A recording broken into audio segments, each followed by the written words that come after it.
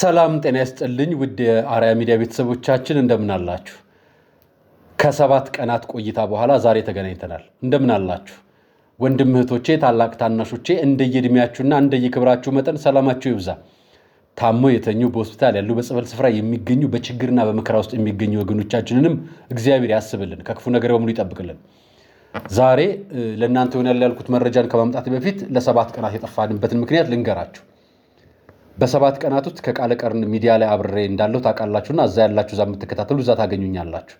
ሌሎቻችን እንግዲህ ሚዲያችን አንደኛው የጥቃት ሰለባ መሆን ጀምሯልና አጥቂዎች መረጃዎችን ለዩቲዩብ እየላኩ እኛን ሌላ ጥቃት ለማድረስ ሞክሯልና ለ7 ቀን እስኪ ትንሽ ታገስ አርያ እና መረጃዎችን ላጣራና ካጣራው በኋላ ምላሽ እሰጥሃለሁ ብሎኝ ዩቲዩብ ለ7 ቀን እንዳልጭን ስላደረገኝ መረጃዎች እያደረስኩላችሁ አልነበረም።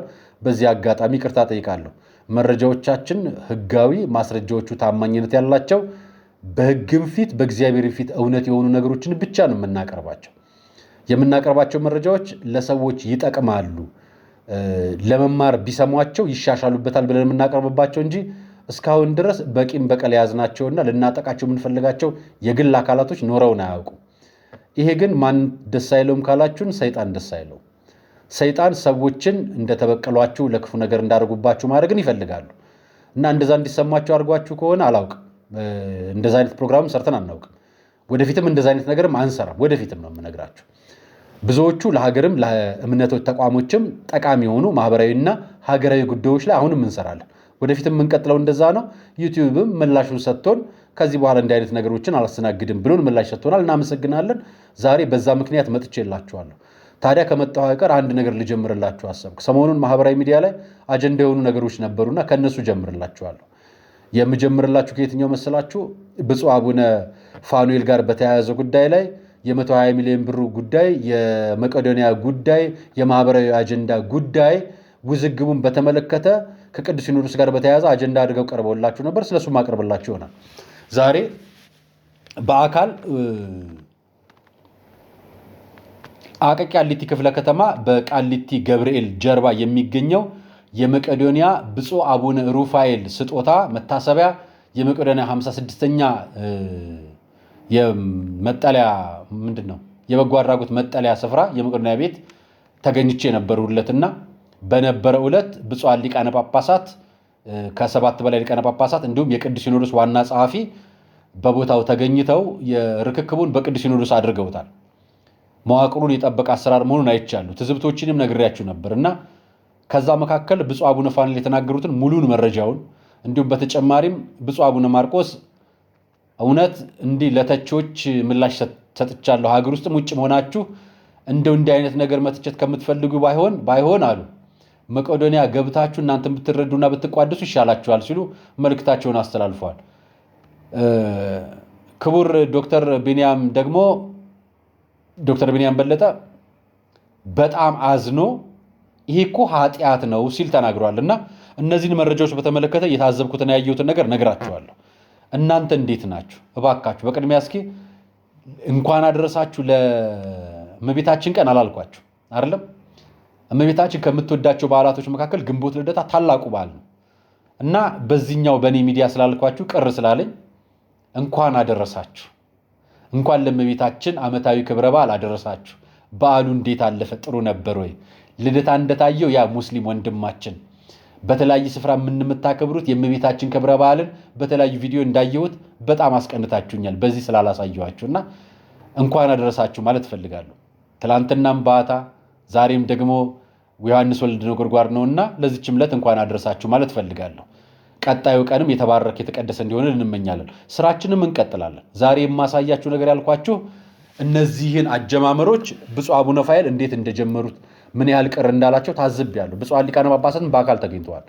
ብፁዕ አቡነ ዲዮስቆሮስ፣ ብፁዕ አቡነ ኤርሚያስ፣ ብፁዕ አቡነ ናትናኤል፣ ብፁዕ አቡነ ሕርያቆስ የአዲስ አበባ ሀገረ ስብከት ሊቀ ጳጳስ ሀገረ ስብከታቸውም ስለሆነ አዲስ አበባ፣ ሌሎችም ሊቀ ጳጳሳት ተገኝተዋል። ብፁዕ አቡነ ገሪማም ጭምር ተገኝተዋል እና አሁን በስም ያላስታወስኳቸው 2 ሊቃነ ጳጳሳትም ተጨማሪ አሉ። የቤተ ክህነት አመራሮች የተወሰኑ አመራሮች አሉ። የህዝብ ግንኙነቱ አለ። ተጨማሪ ሌሎች መረጃዎችንም አቀርበዋል። እኔ የኔ ስራ ታዲያ ምንድነው? የታዘብነውን ነገር የመቄዶንያ የዜና አሰረጫጨት እሱም አንደኛ ሁለተኛ ነቀፌታውንም ታዘበን ስለነበረ ቤት ተቆርሶ አይሰጥም አይደለም እሳቸው የሚያደርጉትን አናውቅምና የሕገ ቤተክርስቲያን አንቀጽ 21 ላይ ቤተክርስቲያን ሊቀ ጳጳሶችም ሀብት ማፍራት እንደሚችሉ ይደነግጋል። ሀብት እንዲያፈሩም ነው ደሞዝ የተመደበላቸው። ነገር ግን ሀብት ንብረታቸው መጨረሻ ላይ በህይወት ሲያልፉ ለማን ነው የሚሰጠው? ለቅዱስ ሲኖዶስ ለቤተክርስቲያን። ቤተክርስቲያን ነው ሀብቱን ለበጎ አድራጎት ስራ የምታውለውና እሳቸው በህይወት ሳሉ ይህን ስላደረጉ እንደውም እሰየው ልክም መነኮሱ ሲባሉ ሞቱ አይደለም የምንለው ልክ እንደ ሞቱት ሁሉ ሞቻለሁ የሰራሁትም ከ38 ዓመት በፊት አቅደው ከ20 ዓመት በፊት የሰሩትን ቤት ለመጠለያ ለጎዳና ተዳዳሪዎችና ለተቸገረኞች መጠለያ አድርገው የሰሩትን ቤት እኔ አሁንም ማስተዳደር ስለማልችለው በአደራ በቦርድ ሲመሩበት የነበረውን አመራር ከነ ኑዛዜያቸው የጳጳሱ ኑዛዜንም ጨምሮ የሊቀ ጳጳሶቹንም ንግግር የክቡር ዶክተር ቢኒያም በለጠንም ጨምሮ መረጃዎችን ይዤላችኋለሁ። እስኪ እንከታተለው።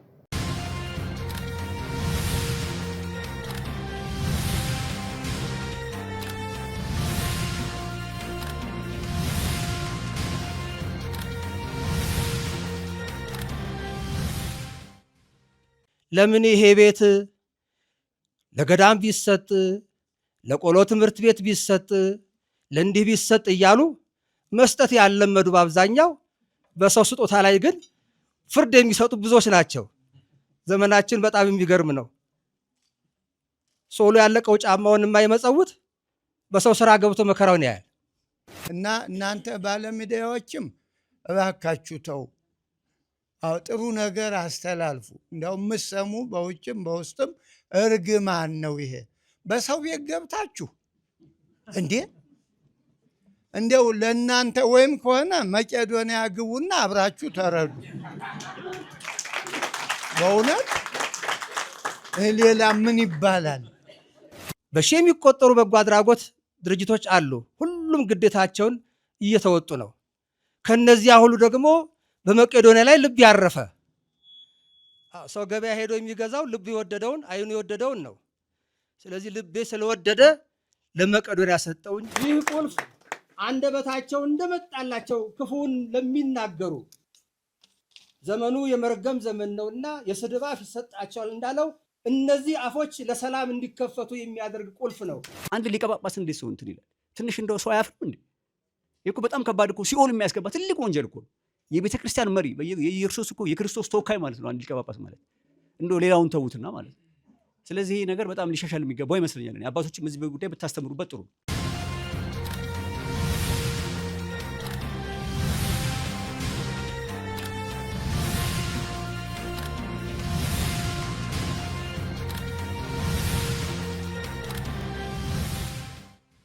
ይህንን ለስጦታ የቀረበ በረከት ተቀበልላቸው። ይህን በረከት ፍጹም በረከት አድርግልን። ለሚቀበሉትም ለሚሰጡትም ሕይወቱን ጤንነቱን ሰጥተህ ጠብቅልን። የምሕረት አምላክ ሆይ በምሕረት አስበን። አሜን። አቡነ ዘበሰማያት ይትቀደስ ስምከ ትምጻእ መንግሥትከ ወይኩን ፈቃድከ በከመ በሰማይ ከማሁ በምድር ሲሳየነ ዘለለ ዕለትነ ሀበነ ዮም ህድግ ለነ አበሳነ ወጌጋየነ ከመ ንሕነኒ ንህድግ ለዘአበሰ ለነ ኢታብአነ እግዚኦ ውስተ መንሱት አላ አድኅነነ ወባልሐነ እምኩሉ እኩይ እስመ ዚአከ ይእቲ መንግሥት ኃይል ወስብሐት ለዓለመ ዓለም አሜን። ሰላም ቅዱስ ገብርኤል መልአከ እግዝእትየ ማርያም ሰላም ለኪ ድንግል በህሊናኪ ወድንግል በሥጋኪ እመ እግዚአብሔር ጸወት ሰላም ለኪ ቡርክት አንቲ እምአንስት ወቡሩክ ፍሬ ከርሥኪ ተፈሥሒ ፍሥሕት ኦ ምልዕተ ጸጋ እግዚአብሔር ምስሌኪ ሳሊ ወጸልይ ምሕረተ ፍቅር ወልድኪ ኢየሱስ ክርስቶስ ከመ ይስረይነ። እግዚአብሔር ይባርክልን። ይህንን ስጦታ ባር አንተ በረከት ይቆምልን። አሜን። አቡነ ዘበሰማያት እግዚአብሔር ይባርክልን። እግዚአብሔር ይባርክ። አቡነ ፋኑኤል ሊቀ ጳጳስ ይህንን ህንፃ ለመቄዶንያ የበጎ አድራጎት ማህበር በስጦታ አበረከቱ። ግንቦት 2 2018 ዓመተ ምህረት ስለ ቤቱ አሰራር ገለጻ እናደርጋለን። ይህንንም በወንድማቸው በታዛዣቸው በወዳጃቸው በኢንጂነር አማኑኤል ጌታነህ ስለ ቤቱ አሰራር ገለጻ እንዲያደርግልን እጋብዛለሁ። አመሰግናለሁ። ብፁዓን አባቶች፣ ብፁዕ አቡነ ፋኑኤል፣ የሃይማኖት አባቶች በየማዕረጋችሁ፣ ዶክተር ቢንያም በለጠ የመቄዶንያ በጎ አድራጎት ድርጅት መስራችና ኃላፊ፣ ጥሪ የተደረገላችሁ እንግዶች፣ ስለ ህንፃው ግንባታና አገልግሎት አጭር ማብራሪያ።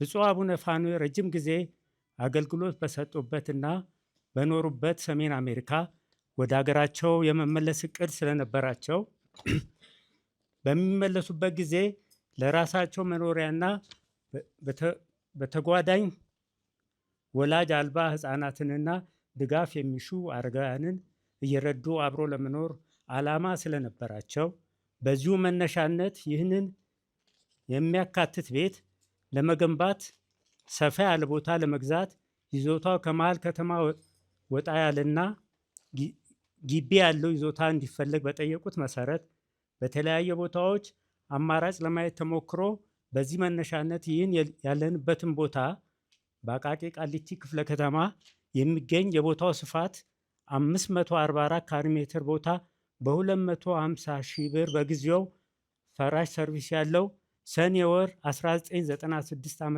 ተገዛ። ብፁዕ አባታችን በቦታው ላይ ሊገነባ የታሰበውን ህንፃ ከላይ እንደጠቀስኩት ለራሳቸው የሚሆንና ለሚሆን መኖሪያና በአንድ በኩል ሌላውን በሌላ ወገን ለበጎ አድራጎት አገልግሎት እንዲሆን ሁለቱም የተለያዩ መውጫ ደረጃ፣ የእንግዳ መቀበያ ሳሎን እና የወጥ ቤት እንዲኖራቸው በተጨማሪም ሁሉም የመኝታ ክፍሎች የራሳቸው የሆነ መታጠቢያ ቤት እንዲኖራቸው ስላሳሰቡ ይህን ፍላጎት የመነሻ ሀሳብ ለዲዛይን ባለሙያው በማስረዳት ኦቲቲ ኮንሰልት አርክቴክትስ ኤንድ ኢንጂነርስ ድርጅት ብፁዕ አባታችን ባሰቡት መልክ ከጠበቁት በላይ የሆነ የህንፃ ዲዛይን ይህን ያያችሁትን G+2 ፕላስቴራስ ህንፃ ተሰርቷል። ህንፃው የመሬት ወለሉ ያረፈው 271 ካሬ ሜትር ላይ ሲሆን ጠቅላላው የህንፃ ወለል 815 ካሬ ሜትር ያረፈ፣ ግቢው የመኪና ማቆሚያ፣ የአትክልት ቦታ፣ በቂ ትርፍ ቦታዎች እንዲኖሩት የተደረገ፣ ገጽታውም ታይቶ የማይጠገብ ውብ ዲዛይን ተሰርቷል። በዚሁ ዲዛይን ላይ የተሳተፉትን ዋና አርክቴክት መስፍን በረደድ እና ኢንጂነር ግርማ ከበደን ስትራክቸራል መሃንዲሱ ለሰሩት ስራ በእኔና በብፁዕ አባታችን ስም በዛሬው ዕለት በድጋሚ ላመሰግናቸው እወዳለሁ።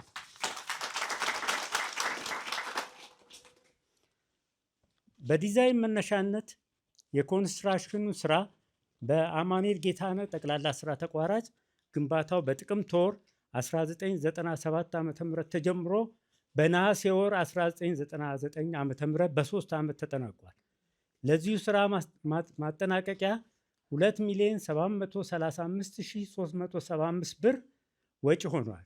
ይህን ገንዘብ ለኮንስትራክሽን በቀጥታ የዕቃ ግዢና የባለሙያ ክፍያ ያወጣ ሲሆን የኮንስትራክሽን ድርጅቱ የአገልግሎትና ትርፍ ኦቨርሄድ ኤንድ ፕሮፊት በወጪው ላይ ያልተካተተ መሆኑን ስገልጽ ይህም የሆነበት ምክንያት ብፁዕነታቸው ሀገራቸው በመግባት ለመኖርና ያሰቡትን በጎ ዓላማ ለማገዝ መሰረት በማድረግ የወንድምነቴንና የልጅነቴን ድርሻ ለመወጣት ሲሆን በተጨማሪ አብረን ለመኖር ባለን ጉጉት የተነሳ ነው። ይህ እንዳለ ብፁዕ አባታችን እኔ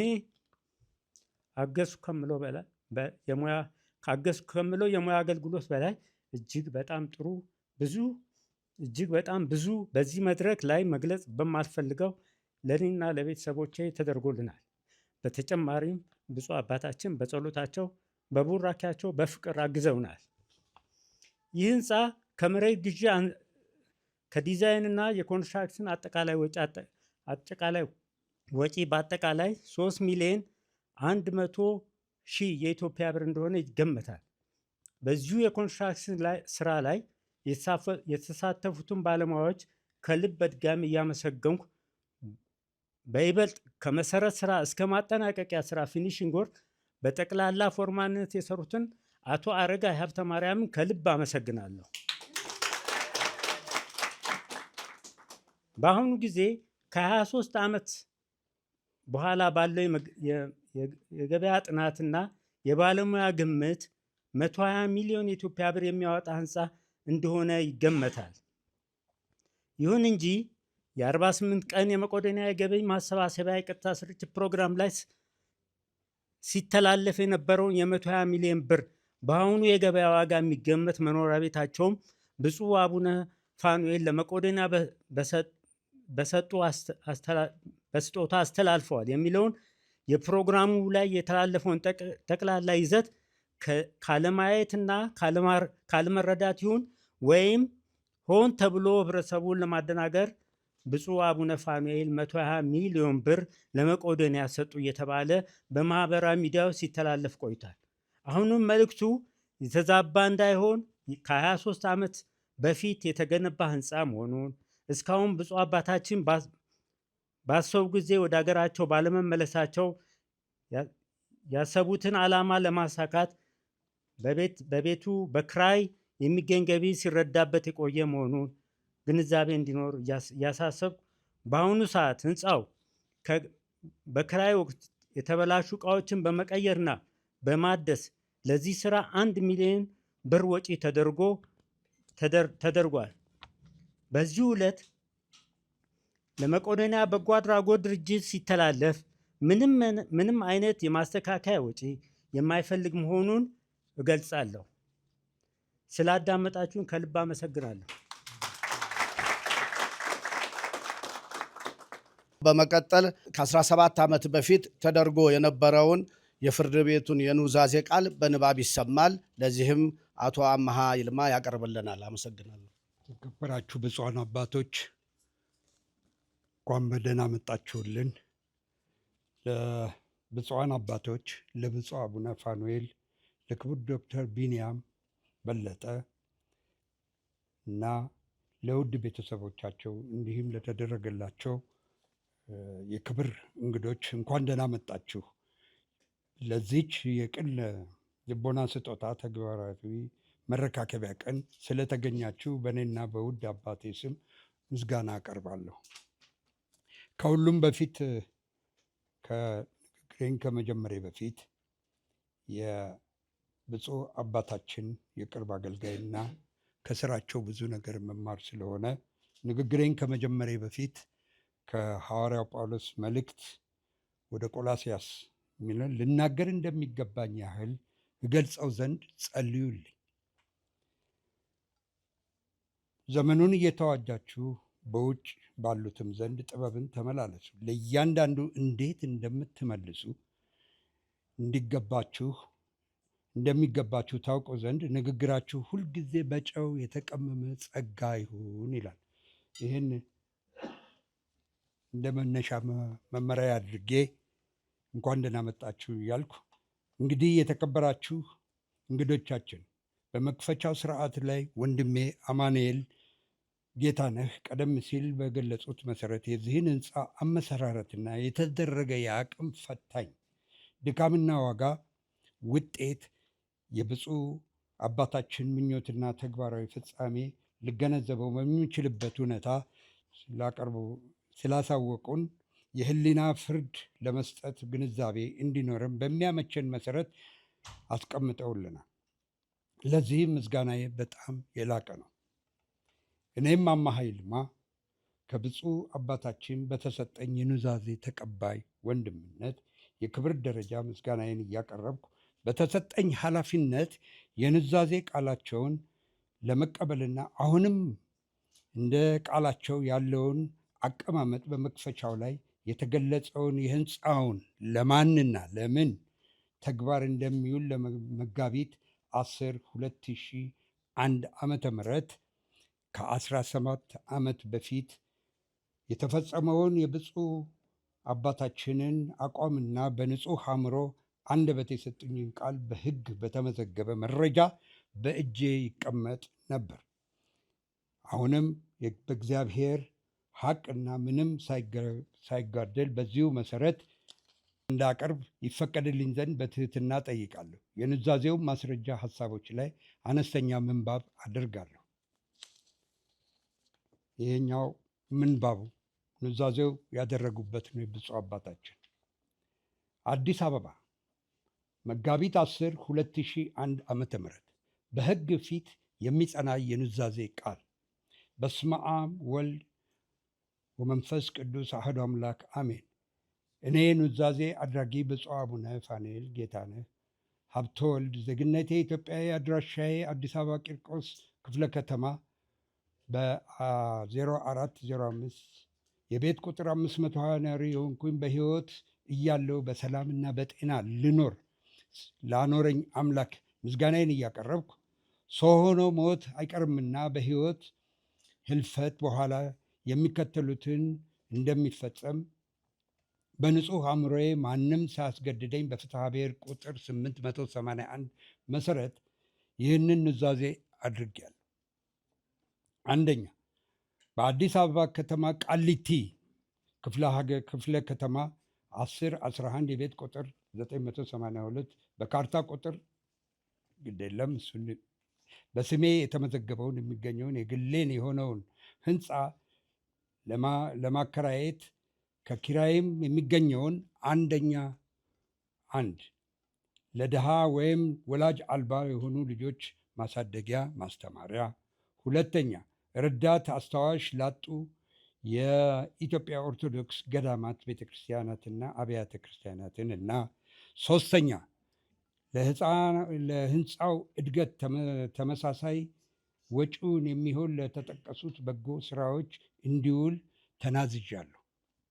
ይህን ከላይ የተጠቀሰውን የቤት ቁጥር 982 የሆነውን ህንፃ ከገቢው ከነገቢው እንዳይሸጥ እንዳይለወጥ ለሌላ ሶስተኛ አካል በስጦታም ሆነ በሌላ በማንኛውም ሁኔታ እንዳይተላለፍ ሆኖ የብፁዕ አቡነ ፋኑኤል ቀዳማዊ መታሰቢያ ተብሎ በተቋምነት እንዲጠራ ይሁን። ሶስተኛ፣ ይህ ኑዛዜ ሰጭ መነኩሴ በመሆኔ የዚህ ኑዛዜ ሰጭ መነኩሴ በመሆኔ ከአብራኬ የተወለዱ ልጆች የሌለኝ ቢሆንም ህንፃው በማከራየት ብዙውን ለተጠቀሰው ዓላማ እንዲውል 5 አባላትን የሰው ያለው ቦርድ ኮሚቴ ሰይሜያለሁ። ኮሚቴውም የተዋቀረው 3 አባላት ከሚዋለዱኝ ቤተሰቦቼ፣ 2 አባላት ከስጋ ወላጆች ከማይዋለዱኝ የቅርብ ወዳጆቼ ሲሆን አንደኛው ስልጣነ ክህነት ያለው ካህን ሊሆን እፈልጋለሁ። ከላይ ስማቸው በተዘረዘረው 5ቱ አባላት ንብረት ወራሾች ሳይሆኑ ንብረቱም በአደራ ተረክበው በኑዛዜው መሰረት የተጠቀሰውን የበጎ ስራ እንዲውል ኃላፊነታቸውን እንዲያስተዳድሩ ይሆናል። የሚሰጡትም አገልግሎት በነፃ እንጂ በደሞዝ አይሆንም። ከዚህም በተጠቀሰው 5 የቦርድ አባላት መካከል በሞት ወይም ከአቅም በላይ በሆነ ምክንያት አባል ሲጎል ቀሪው የቦርድ አባል የቅርብ ቤተ ዘመዶችን በአንድነት ሰብስበው የጎደለውን ሰው በስምምነት መርጠው ይተካሉ። በምንጊዜም የሚሰየሙት አባላት ከቤተ ዘመዶቼ 3 እንደገና ካህን 1 ከቅርብ ቤተሰብና ወዳጆች መሆን አለበት። 6ኛ በኑዛዜው መሰረት የሚተኩ የቦርድ አባላት በተቻለ መጠን የኑሮ ራሳቸውን የቻሉና ኃላፊነት የሚወጡ በአእምሮ ጤነኛ ሆነውና የኢትዮጵያ ኦርቶዶክስ እምነት ተከታይ እንዲሆኑ ይፈልጋል። 7ኛ እርዳታው የሚያስፈልጋቸው ገዳማት፣ አድባራት እንዲሁም የሚረዱት ህፃናትና መምረጥና ከኪራይ የሚገኘውን ገንዘብ በጀቱን መደልደል የቦርድ አባላት ኃላፊነት ይሆናል። 8ኛ እኔም ተናዛዡ ይህን ኑዛዜ እየተናገርኩ በኮምፒውተር ተጽፎ አንብቤ ትክክለኛ መሆኑን ተረድቼ ምስክሮች ባሉበት ፈርሜያለሁ። ይህን ኑዛዜ ወዳጆች ፈቅደው ትክክለኛ አእምሮ ስንናዘዝ የነበሩ ምስክሮች፣ አንደኛ እኔ አምሃ ይልማ መኮንን ዜግነት ኢትዮጵያዊ፣ ሁለተኛው አቶ አበራ ገብሩ በዳዳ ዜግነት ኢትዮጵያዊ። እኛ ስማችን ከዚህ በላይ የተጠቀሰው ምስክሮች ኑዛዜ አድራጊ ወደውና ፈቅደው ያለምንም አስገዳጅነት በትክክል በአእምሯቸው ይህንኑ ሲያደርጉ ኑዛዜውን ተነቦልን ተስማምተን ፈርመናል። ይህ ኑዛዜ ኮፒ በሶስት ተዘጋጅቶና ተፈርሞ አንደኛው የኢፌዴሪ ፍትህ ሚኒስቴር ሰነዶች ማረጋገጫ መዝገብ ቤት ጽሕፈት ቤት፣ ሁለተኛ ኮፒው ተናዛዥ ጋር፣ ሶስተኛው ኮፒ በምስክርነት አቶ አመሃ ይልማ መኮንን እጅ እንዲቀመጥ ተደርጓል። እንደሚከተለው ይሆናል። ውድ ክቡራን እንግዶቻችን፣ እንግዲህ በሰማችሁት መሰረት እንዲቀርብ አገልጋይና ወዳጅ የቅርብ አገልጋይና ወዳጅ ከማውቃቸው አኳያ እውነታዎችን ሂደትን ለብፁዕ አባታችን የዛሬው ሕንፃ ከመባሉ በፊት አንድ ቀን ወደ ሀገሬ ስመለስ በምኖርበት ቤት ከከተማ ራቅ ያለ ሆኖ ጸጥ ያለ፣ በተለይ የሚሰራው ቤት ውስጥ ክፍሎች የበዙበት ሆኖ ከደካማና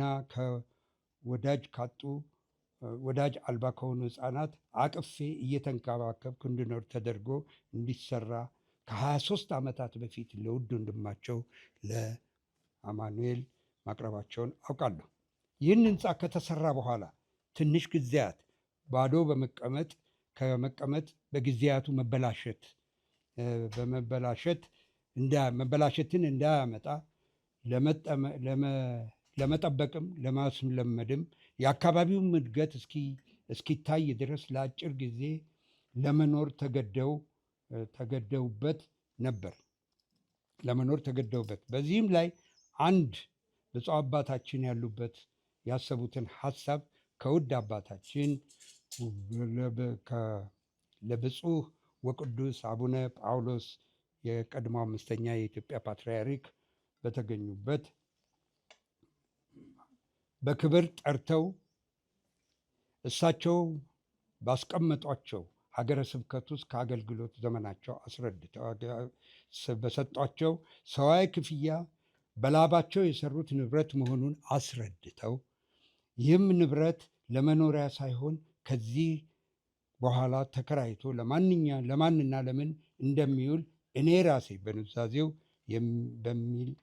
የኑዛዜውን ቃላቸውን አንብቤ በመገረም አድንቀው እኛን ቀደምከን በሚል አባታዊ ቃል ውድ ቤተሰቦቻቸው ባሉበት እናታቸው ፊት ባርከው ዓላማውን በመደገፍ ያጸደቁላቸው ለመሆኑን ይህችን ቀን አሁን በዚህ ቀን ከተገኛችሁ ብፁዓን አባቶች መሃል እንደነበራችሁ እርግጠኛ ሆኜ አቀርባለሁ። ሆኖም ብፁዕ አባታችን ከ20 ዓመታት በፊት የተጀመረው ሲሆን በሚያዝያ 21 ቀን 2018 ለመቄዶንያ እንዲገለጽልኝ የምፈልገው ስጦታው ዛሬ ቢደረግም ቀድሞው ነው የኖረና ሆኖም መሆኑን ስገልጽ በኩራት ነው።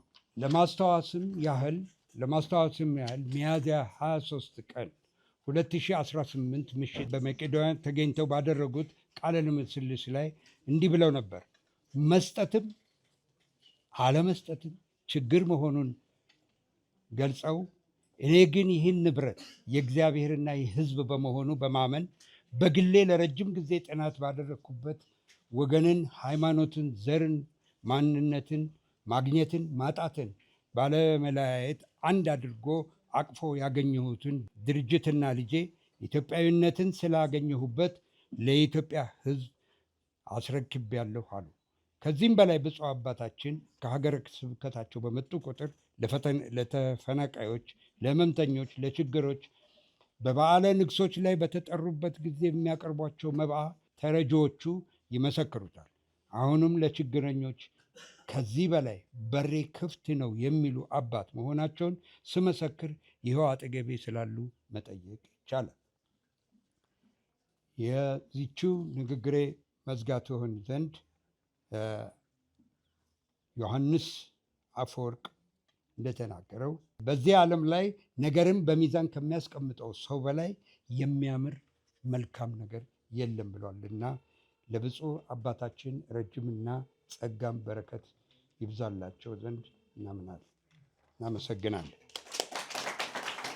ብፁዓን አበው ሊቃነ ጳጳሳት፣ ወንድማችን ሊቀ ትጉሃን ታጋይ ዶክተር ቢንያም፣ ጥሪ የተደረገላቸው እንግዶች፣ ብፁዕነታቸው በውልና ማስረጃ ቀርበው ለመቄዶንያ የሰጡትን ስጦታና ያረጋገጡትን ከዚህ እንደሚከተለው አነባለሁ።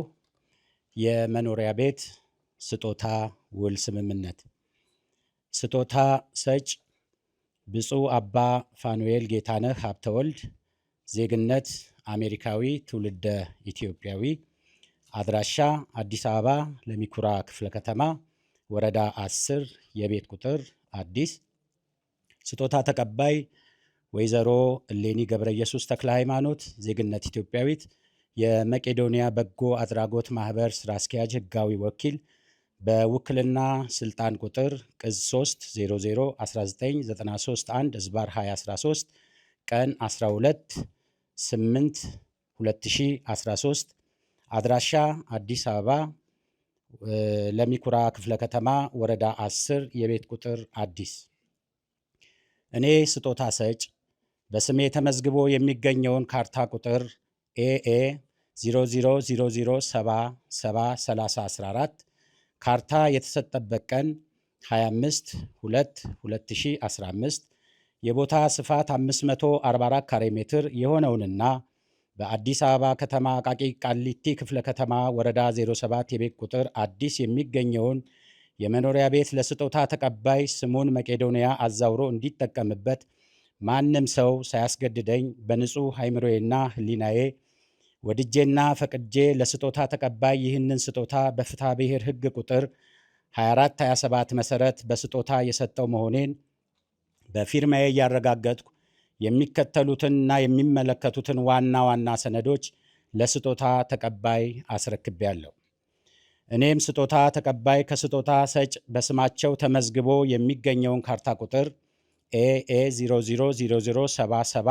0000773014 ካርታ የተሰጠበት ቀን 25/2/2015 የቦታ ስፋት 544 ካሬ ሜትር የሆነውንና በአዲስ አበባ ከተማ አቃቂ ቃሊቲ ክፍለ ከተማ ወረዳ 7 የቤት ቁጥር አዲስ የሚገኘውን የመኖሪያ ቤት ስሙን ወደ መቄዶንያ አዛውሬ እንድጠቀምበት ወደውና ፈቅደው ማንም ሳያስገድዳቸው በንጹሕ አይምሯቸው በስጦታ ስለሰጡኝ በፍትሐ ብሔር ሕግ ቁጥር 2436 መሰረት አመስግኜ ስጦታውን የተቀበልኩ መሆኔም በፊርማዬ እያረጋገጥኩ የሚመለከቱትን ዋና ዋና ሰነዶች ከስጦታ ሰጪ ተረክቤያለሁ። ይህንን ስጦታ ውል ስምምነት ስናደርግ የነበሩ ምስክሮች፣ አንደኛ ሊቀ ጉባኤ ኤልያስ ደጀን አስናቀ፣ አድራሻ አዲስ አበባ ለሚኩራ ክፍለ ከተማ፣ ሁለተኛ ወይዘሮ ሃይማኖት መኮንን ብርሃኑ፣ ዜግነት ኢትዮጵያዊ፣ አድራሻ አዲስ አበባ።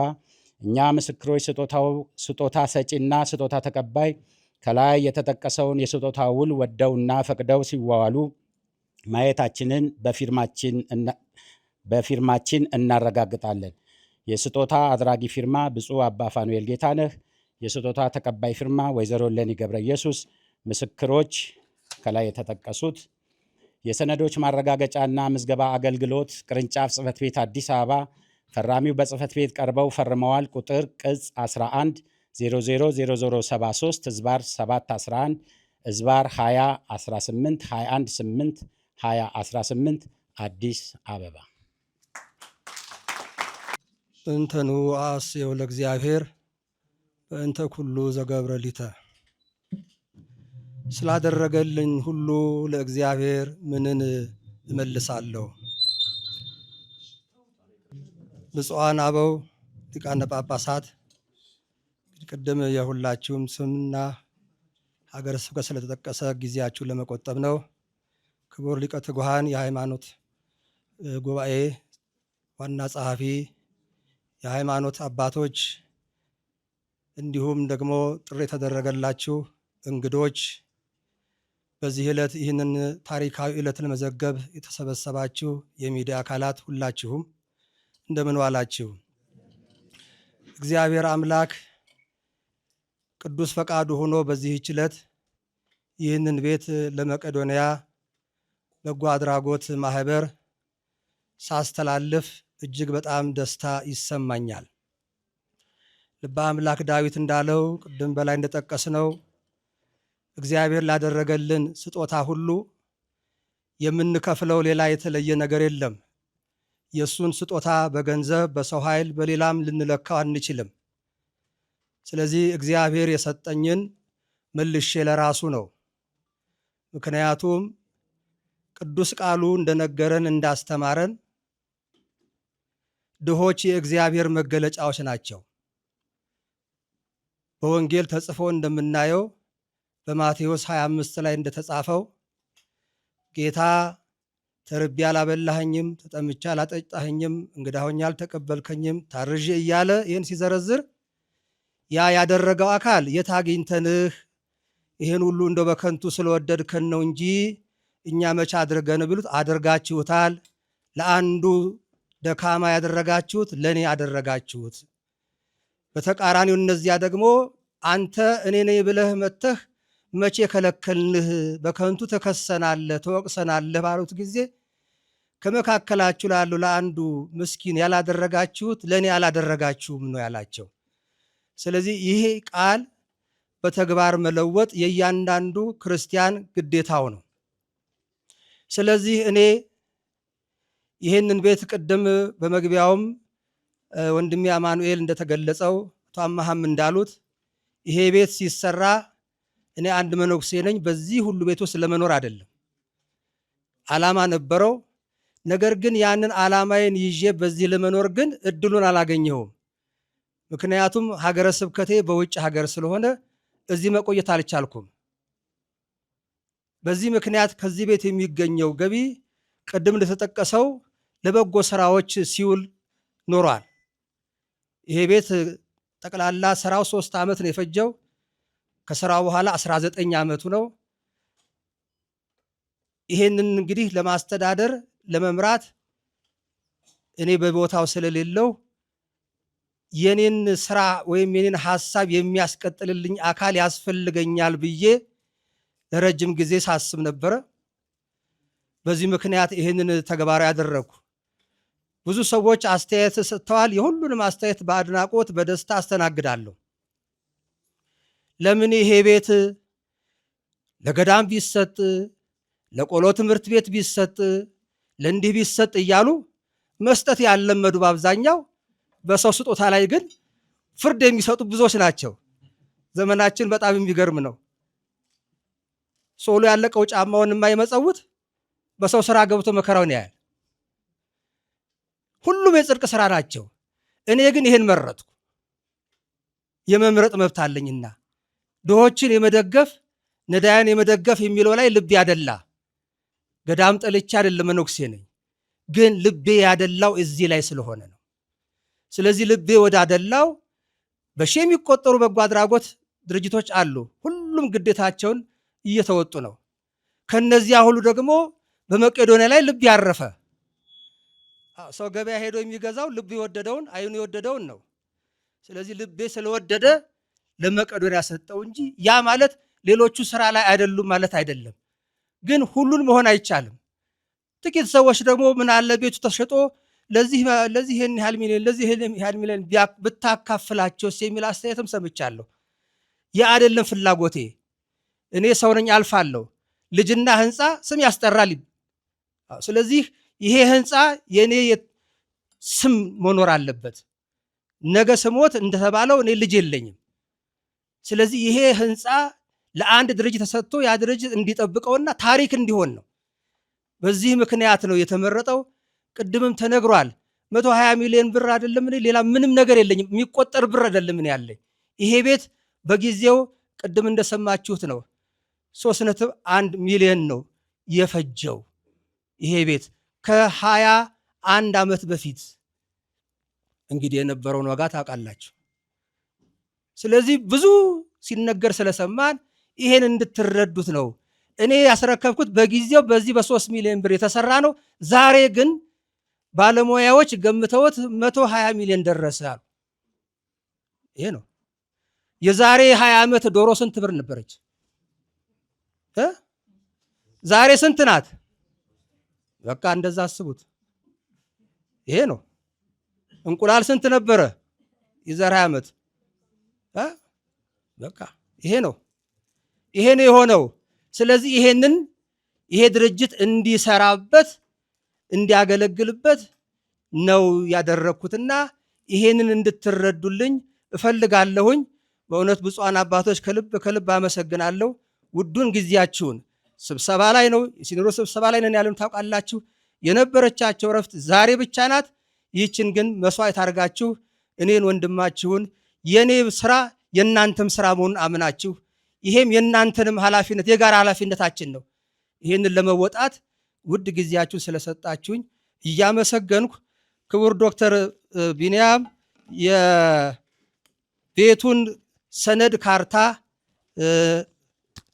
እንድትረከብልኝ ከብፁዕ አቡነ እዚህ የምታዩቸው ከካርታው ጋር የተያያዙ የመብራት ውል፣ ለዚህ ለቤቱ ደግሞ በየዓመቱ የጣራና የግድግዳ እንደምታውቁት የሚከፈል ግብር አለ።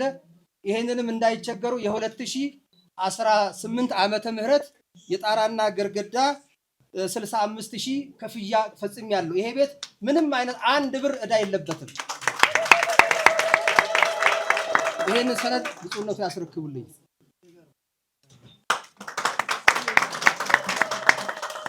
እሺ፣ ከዚህ በመቀጠል የቤቱን ቁልፍ አስረክባለሁ። ይህ ቁልፍ የዚህን የመቄዶንያን ይህን ቤት በር የሚከፍት ብቻ ሳይሆን ለምጽዋት የተቆለፉ ልቦችን የሚከፍት ቁልፍ ነው። ይህ ቁልፍ ልባቸው ለፍቅር፣ ለሰላም፣ ለአንድነት ለተቆለፈባቸው ሁሉ ልቦናቸውን የሚከፍት ቁልፍ ነው። ይህ ቁልፍ አንደበታቸው እንደመጣላቸው ክፉን ለሚናገሩ ዘመኑ የመርገም ዘመን ነውና የስድብ አፍ ይሰጣቸዋል እንዳለው እነዚህ አፎች ለሰላም እንዲከፈቱ የሚያደርግ ቁልፍ ነው። ስለዚህ ይህንን ቁልፍ ብፁዕ የሲኖዶስ ዋና ጸሐፊ ለክቡር ዶክተር ቢንያም እንዲያስረክቡልኝ በትህትና እጠይቃለሁ።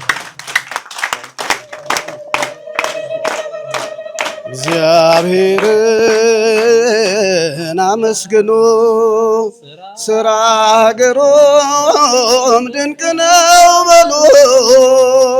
እግዚአብሔርን አመስግኑ፣ ስራ ግሩም ድንቅ ጥበብን የሚሰጥ ጥበበኛ ፍርድ የማያጓድል እውነተኛ ዳኛ እንደ እርሱ ያለ ከቶ አይገኝም። እግዚአብሔር ግሩም ነው ዘለዓለም። እግዚአብሔርን አመስግኑ፣ ስራ ግሩም ድንቅ ነው በሉ። አመስግኑስ ሰማይንም ያለ ካስማ ምድርንም ያለ መሰረት ያጸና እርሱ ነው፣ ስራው ግሩም ነው በሉት። እግዚአብሔርን አመስግኑ፣ ስራ ግሩም ድንቅ ነው በሉ።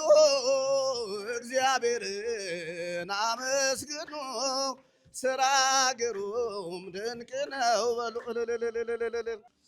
እሺ፣ በጣም አመሰግናለሁ። ብፁዓን አባቶች አበው ሊቃነ ጳጳሳት በረከታችሁ ይደርብኝ። ዛሬ ሁላችሁም እዚህ የተገኛችሁ በሙሉ በጣም እናመሰግናለን። ሊቃነ ጳጳሳት፣ የቤተ ክርስቲያን አባቶች፣ ሁላችሁም የሚዲያ አካላት እዚህ ስለተገኛችሁ በጣም እናመሰግናለን። የዛሬው ፕሮግራም ያው የመቄዶንያ ፕሮግራም ነው። ብፁዕ አባታችን እንደዚህ አይነት ሀሳብ አልነበራቸውም። በ21 በእመቤታችን ቀን በውልና ማስረጃ ሰጥተው ሊሄዱ ነበር የፈለጉት። እኛ ግን በጣም አስቸግረናቸው ያው ሌላም ሰው ደግሞ ምሳሌ ይሆናል ሰዎችም ይሄን አይቶ ያደርጋሉ ብለን ነውና እኔንም አመሰግናለሁ እሳቸው። ዛሬም ይሄ ፕሮግራም የተደረገው ባለፈው ላይቭም ሁሉ ነገር የመቄዶንያ ሀሳብ ነው።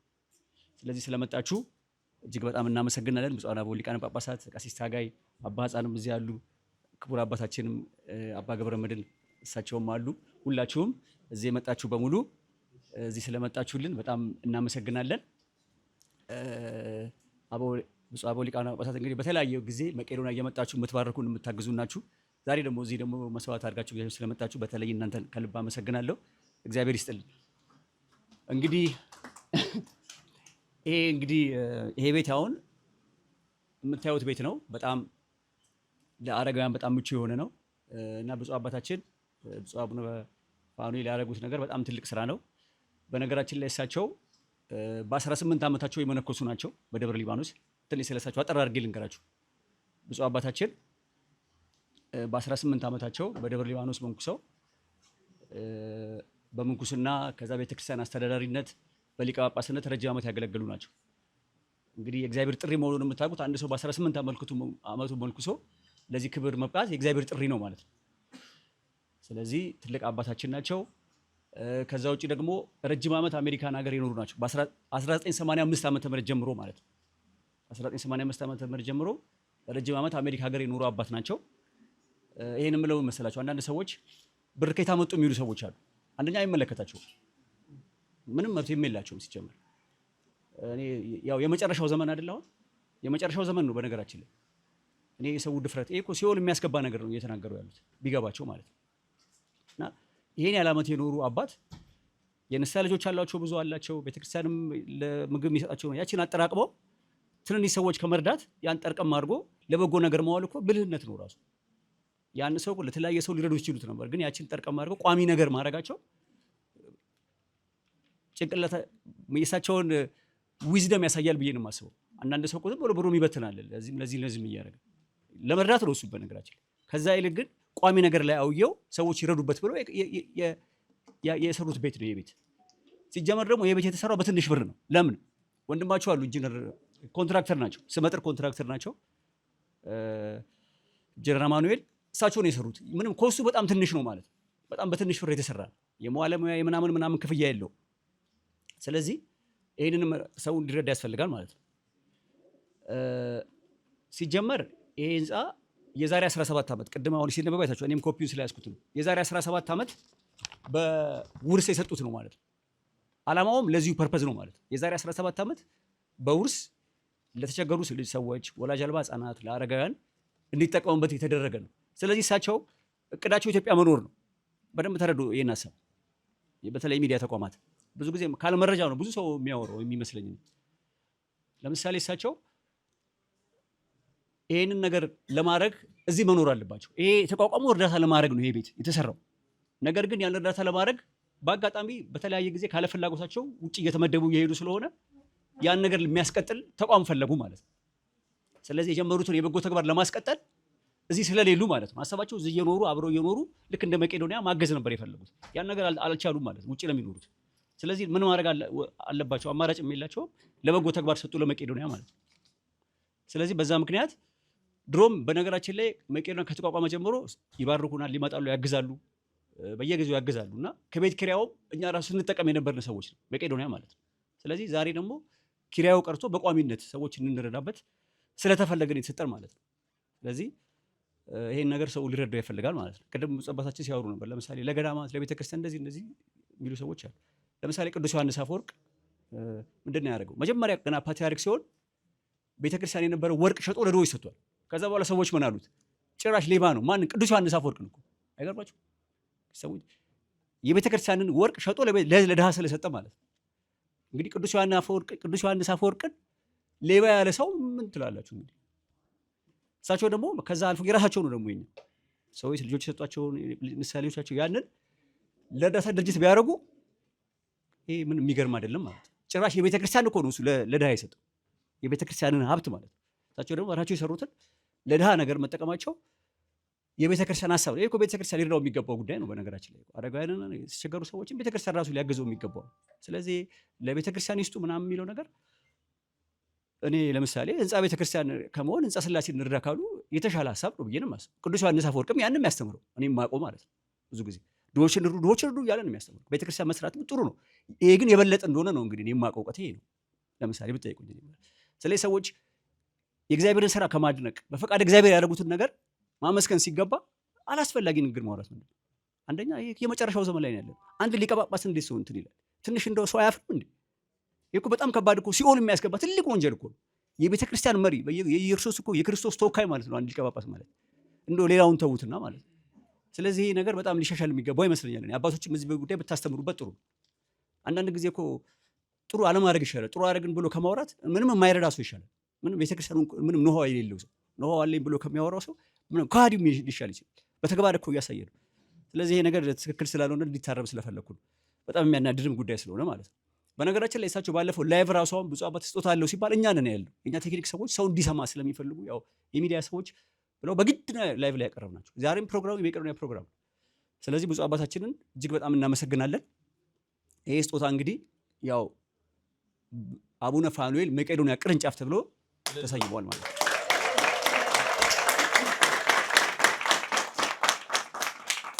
እና 56 ቅርንጫፍ ነበረን። ይሄኛው ትንሽ ኢሞሽናል ሆኜ ነው ቅድም ይቅርታ 57ኛው የመቄዶንያ ቅርንጫፍ ይሆናል ማለት ነው። እንግዲህ ብፁዕ አባታችንን ቃሎትን እንፈጽማለን፣ እርስዎን ደስ እናሰኛለን። በዚህ ቦታ ላይ በጣም የተጎዱ አረጋውያንን አባቶች፣ እናቶችን በማስገባት እርስዎ ያሰቡትን የተመኙትን ነገር ለማድረግ ቃል እንገባለን። በተለይ ባለቤቴ ደግሞ በዚህ ስራ ከኔ የተሻለች ስለሆነች በእርግጠኝነት እርስዎን ደስ እንደምታሰኙት በጣም የተቸገሩ ሰዎች እየኖሩ ሀሳቦት መጀመሪያ ቤት የሰሩበት ዓላማ ስለሆነ በጣም የተጎዱ ሰዎች እርስዎን የሚያስጠቅሙ ሰዎች ገብተው እርስዎ ደስ እንዲሉ ግዴታችንን እንወጣለን ማለት ነው። እንግዲህ መቄዶንያ እንደምታውቁት የተለያዩ ሰዎች ድጋፍ ያደርጋሉ፣ በገንዘብ፣ በስጦታ፣ በአይነት እንደዚህ። ግን ዛሬ እንግዲህ 14 ዓመት እየሆነ ነው መቄዶንያ። በዚህ በ14 ዓመቱ እንግዲህ ይሄ ትልቁ ስጦታ ነው። ትንሽ ቤቶች እንደዚህ ነገር ሰዎች ያግዛሉ። ግን ይሄን የሚያክል ትልቅ ቤት እንግዲህ በትልቅ ድርጅቶች ነው እስካሁን። እሱም ኢትዮጵያ ንግድ ባንክና ኢትዮ ቴሌኮም ሊሆኑ ይችላሉ ይሄን የሰጡት እንጂ በግለሰብ ደረጃ በአንድ ሰው ማለት ነው። ይሄ ለመቄዶንያ በመቄዶንያ ታሪክ እንግዲህ ትልቁ ስጦታ ይሄ ቤት ነው ማለት ነው።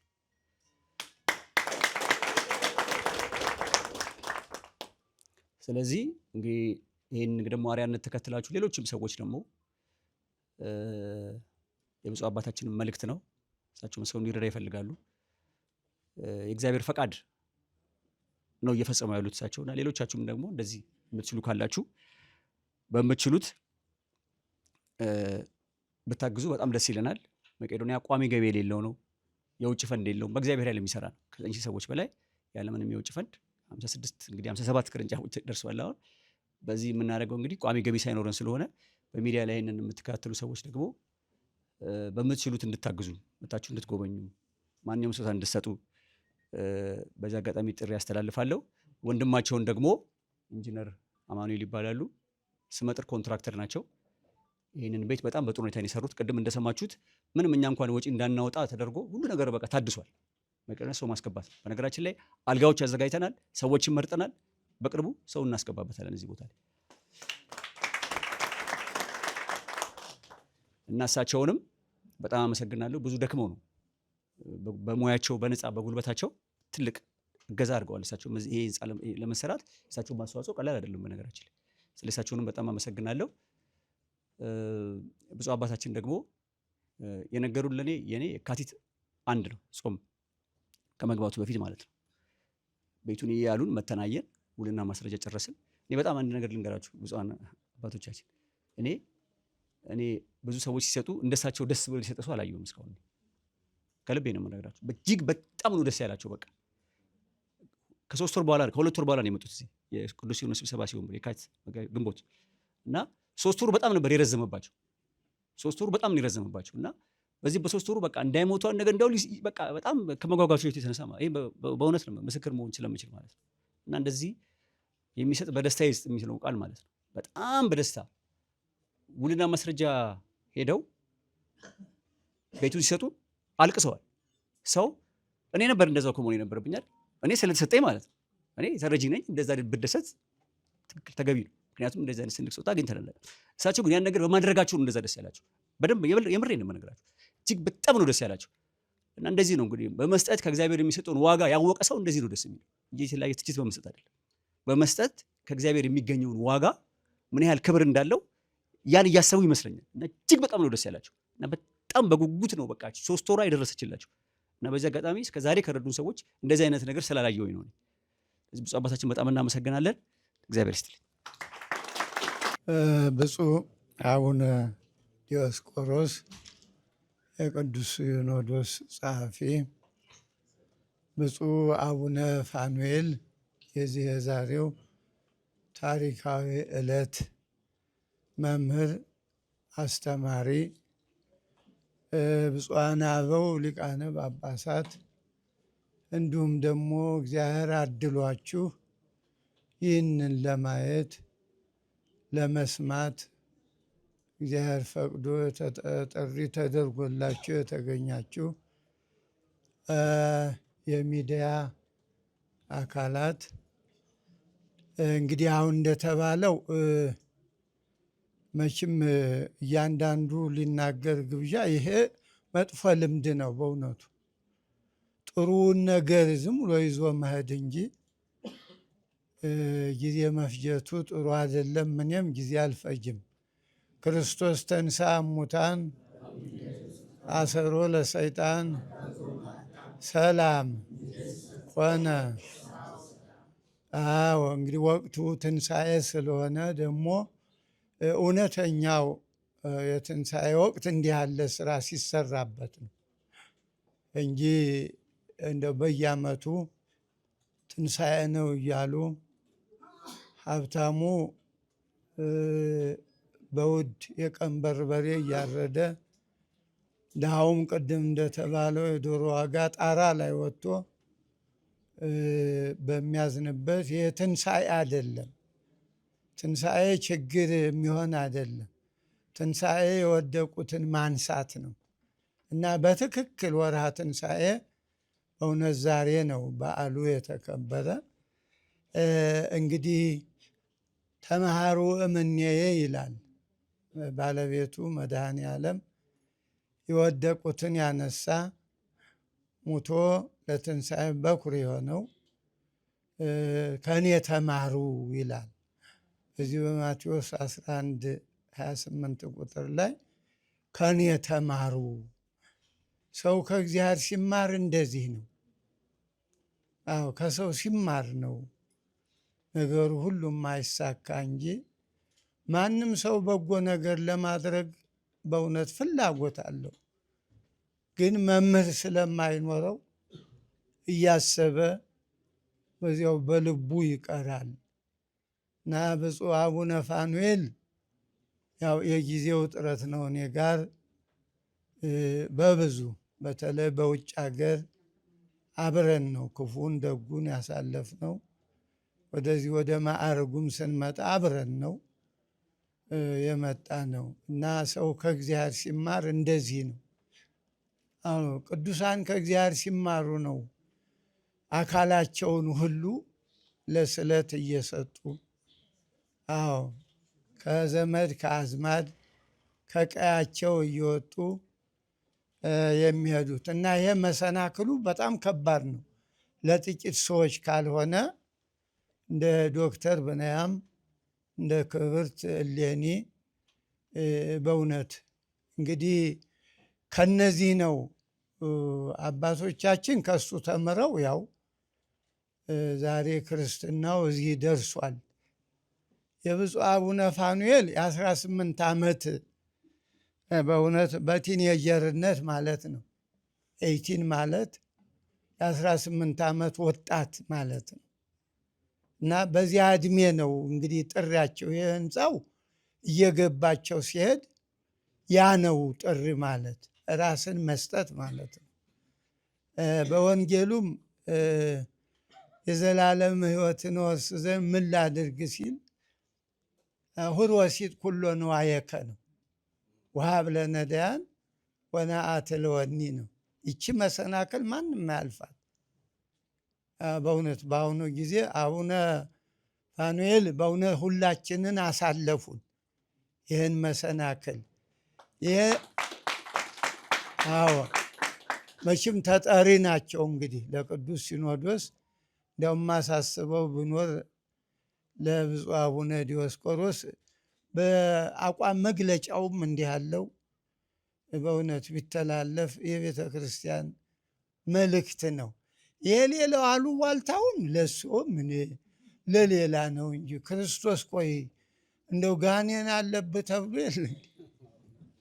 ቆይ እንደው ሲያስቡት አሁን ለገዳሙ ለትምህርት ቤቱ ገዳሙ ለዛፉ ነው ለምኑ ለሰው አይደል እንደሚሰጥ እኒህ ለሀገር የወደቁ የደከሙ ስንት ሀገር ያለሙ አረጋውያን ተቀምጠው ቆይ ትምህርት ቤት ምን ሊደረግ ነው? በጎ ስራ ሊማራል እንዴ ሰው? እና ይሄ በእውነቱ እኔ እንደውም አልጠበቅኩም። እሱ ላይ ይሄ ምንም አቧራ ነው ማራገፍ ነው እንጂ እንደ የትኛው ሐዋርያ ነው መችስ ክፉ ሰርቶ አይደል እስከ ሞት እኮ። እና ይሄ ምንም በእውነቱ ባይባሉ ነው። አሁን ይሄ የእውነቱ ትርጉም ነው እኮ። ሌላ ክፉ ነገር እኮ ቢነገር አንድም በሚዲያ አይወጣም ነበር፣ አይወጣም። እና እናንተ ባለሚዲያዎችም እባካችሁ ተው፣ ጥሩ ነገር አስተላልፉ። እንዲያው የምትሰሙ በውጭም በውስጥም እርግማን ነው ይሄ። በሰው ቤት ገብታችሁ እንዴ እንዲያው ለእናንተ ወይም ከሆነ መቄዶንያ ግቡና አብራችሁ ተረዱ። በእውነት ሌላ ምን ይባላል? እኔ እንደዚህ ነው የተሰማኝ በእውነት። እንዴ ጎበዝ ምን ነካችሁ በእውነት? እንዲያው እንዲህ ያለ አባት ይጨምርልን፣ እድሜ ይስጥልን። እንዲያው ሁሉንም ብሎ ሞራል ይሰጣል እንጂ እርግማን ሰው በሰጠው አበበ በጠጣ እንዲያው ገሌ ሰከረ እንዴ! በጣም ነውር ነው በእውነቱ። ይሄ እኮ የቤተ ክርስቲያኑ የመጀመሪያ ስራ እኮ ነው። መቼስ ከክርስቶስ ትምህርት ውጭ የቤተ ክርስቲያን ስራ እኮ የለም። ኋላም እኮ መንግሥተ ሰማያት ሂዱና ነው የሚልበት ቃል ብራብ አበላችሁ ነው፣ ብጠማ ጠጣችሁ ነው፣ ብራቆት አለበሳችሁ ነው። እንዲህ ሌላ ምን ቃል አለ በእውነቱ? እና ይህን አስተውሉ ወጣቶች። አዎ። እና ስለዚህ እኔ አላበዛም በእውነቱ። ብዙ መናገር አልቸገረንም፣ ትንሽ መስራት ነው። አሁን በጣም የተቸገርነው የሚዋራ አልጠፋም፣ ግን የሚሰራ የለም። እና ስለዚህ አባታችን ይህማ የቅዱሳን ሌላ ምን የትኛው ሐዋርያ ነው ክፉ ሰርቶ መከራ የተቀበለ እንዴ? ደግ ሰርቶ አይደል እንዴ? ይህማ ዝም ብለው እንደው ታንኪው እያሉ መቀበል ነው ያለበት። እና በእውነት መኩሪያችን እንዲያው ምሳሌያችን ክርስቶስ ከኔ ተማሩ ብሏል። እኛ ደግሞ በእውነት ከሱ እንድንማር እግዚአብሔር መቼም ካልፈቀደ አይሆንም። መስጠት ፈቃደ እግዚአብሔር ሲኖር ነው በእውነቱ። እና ስለዚህ በጣም ደስ ብሎናል። ደግሞ የድርጅቱ ስም ሰውን ለመርዳት ምንድን ነበር እንዴ? ይሄ እኮ ነው ጎበዝ። ይሄን ርዕስ ያዙት። እንደው ሰው መሆን ዛሬ እኮ ሃይማኖቱ እኮ መጀመሪያ ሰው ሲኮን ነው። ሰው ያልሆነ ሰው አማኝ መስሎ እኮ ነው ያበጠበጠ እንዴ። ሃይማኖት ሰው ሆነ ሰው ላይ ነው። መጀመሪያ ሰው ሲሆን ሰው ሃይማኖት ይኖረዋል። ከዚያ ቀጥሎ የሰው ቋንቋ ጥሩ ነገር ነው፣ አብሮ መኖር ነው። ቅድም ታጋይ እንደነገረን ዛሬ ሰው ከሰውነት ወጥቶ እንደ ሰይጣን በአመድ ጎባ እየተልከሰከሰ እንዴ! ይሄን ነው መተው ያለብን። ሰው እንሁን ነው በእውነቱ። ልጄ ሰው ሁን ብሏል ዳዊት ሰሎሞንን። ከሰሎሞን የበለጠ ሰው የለም። በሕገ እግዚአብሔር ኑር፣ ለድሆች ፍረድ፣ ድሃ ተበደለ፣ ፍርድ ጎደለ በል ነው። በሙሴ ሕግ ኑር ነው ማለት እና ይሄ ነው። በጣም ደስ ብሎናል። እንግዲህ ብዙ እንዳንናገር በእውነቱ እኔም እዚያ ቁጭ ብዬ ረዘመ ስል አሁን እኔ ላይ ሊያጥር አይገባም። አባታችን አቡነ ዲዮስቆሮስ የኢትዮጵያ ኦርቶዶክስ ቤተክርስቲያን ቅዱስ ሲኖዶስ ዋና ጸሐፊ፣ ብፁዕ አባታችን አቡነ ሕርያቆስ የአዲስ አበባ ሀገረ ስብከት ስራ አስኪያጅ፣ ብፁዓን ሊቃነ ጳጳሳት፣ ወንድማችን እውነተኛ ብፁዕ ናቸው። ወንጌላውያን በሐዋርያት ሥራ የሚሰጥ ብፁዕ ነው። ስለዚህ በዛሬው ቀን የወንጌሉን ቃል ከነስምዖት ብፁዕ ሆነው ተገኝተዋልና የሚሰጥ ብፁዕ ነው። የሚተቹ፣ የሚሳደቡ፣ የማይሰጡ፣ የሚቀበሉ ብቻ ናቸው። ለመስጠት ያልታደሉ ነገር ግን ይሰጧቸው ደግሞ የሚወዱ እንጂ ይህንን ተግባር በጣም እኔም ብችል ኑሮ ለመቄዶንያ ድርጅት ገመና ሸሻይ፣ ገመናችን የሸሸገ የኢትዮጵያን የሀገራችንን ገመና የሸሸገ ድርጅት ነው። በሌላው ዓለም በመንገድ ላይ የወደቁ በ102 ይገኙ ነው። ኢትዮጵያ ግን እናንተው ቁጠሩት። ስለዚህ ገመና ሸሻጊ ለሆነው ገመናችን ለሸሸገው ለመቄዶንያ ድርጅት ያደረጉት ስጦታ እውነተኛም ብፁዕ ነዎት። የሚቀበል የሚሰጥ ብፁዕ ነው፣ ከሚቀበል ይልቅ የሚሰጥ ብፁዕ ነው የተባለውን የፈጸሙ ስለሆነ ይህን ድርጅት ብናገኝ ሁላችንም ብንረዳው። ለምን መንግስት የማይሰራውን መንግስት ያላደረገውን ነው የሚያደርግ ያለ። በመንገድ የወደቁትን መሰብሰብ እንደ አጋጣሚ ወደ 2 ጊዜ ሄጄ ጎብኝቻለሁ። ይህንን ድርጅት ወርቀው የነበሩ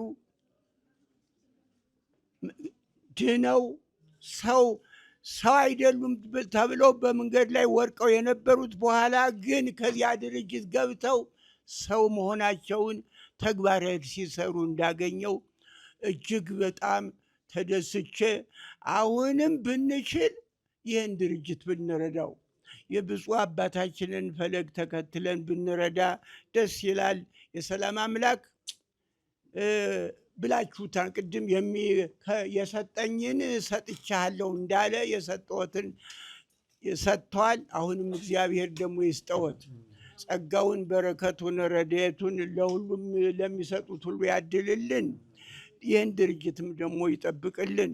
የሰላም አምላክ በዚህ ጥሪ የተገኛችሁትን ሁሉ እግዚአብሔር ይጠብቅልን። ሀገራችን ኢትዮጵያን በምሕረቱ ያስብልን። የከበደውን ሁሉ ያቀልልን። ሁሉም እያንዳንዳችን እንጸልይ። ጸሎት ኃይል ነውና ለኢትዮጵያ ለሀገራችን ጸሎት ነው ኃይሏና እንጸልይላት። ለሀገራችን፣ ለሰላሟ፣ ለአንድነቷ፣ ለቤተ ክርስቲያናችንም ከኃይል አጋንንት ከፈተና ይሰውርልን። የሰላም አምላክ በሰላም እንደዋለ በሰላም ያሳድረና አሜን። አቡነ ዘበሰማያት አቡነ ዘበይትቀደስ ስምህ ይቀደስ፣ መንግሥትህ ትምጣ፣ ፈቃድህ በሰማይ እንደሆነች እንዲሁም በምድር ትሁን። የዕለት እንጀራችን ስጠን ዛሬ፣ በደላችን ይቅር በለን እኛም የበደሉ ይቅር እንደምን። አቤቱ ወደ ፈተና አታግባን ከክፉ ሁሉ አድነን እንጂ መንግሥት ያንተ ናትና ኃይል፣ ምስጋና ለዘላለሙ አሜን። እመቤታችን ቅድስት ድንግል ማርያም ሆይ በመልአኩ በቅዱስ ገብርኤል መልአክ ሰላምታ ሰላም እንልሻለን። በሐሳብሽ ድንግል ነሽ፣ በሥጋሽም ድንግል ነሽ። አሸናፊ የእግዚአብሔር እናት ሆይ ሰላምታ ለአንቺ ይገባል። ከሴቶች ሁሉ ተለይተሽ አንቺ የተባረክሽ ነሽ፣ የማኅፀንሽ ፍሬ የተባረከ ነው። ጸጋን የተመላሽ ሆይ ደስ ይበልሽ፣ ልዑል እግዚአብሔር ከአንቺ ጋር ነውና ከተወደደው ልጅሽ ከጌታችን ከመድኃኒታችን ከኢየሱስ ዘንድ ይቅርታና ምሕረትን ለሚን ኃጢአታችን ለዘላለም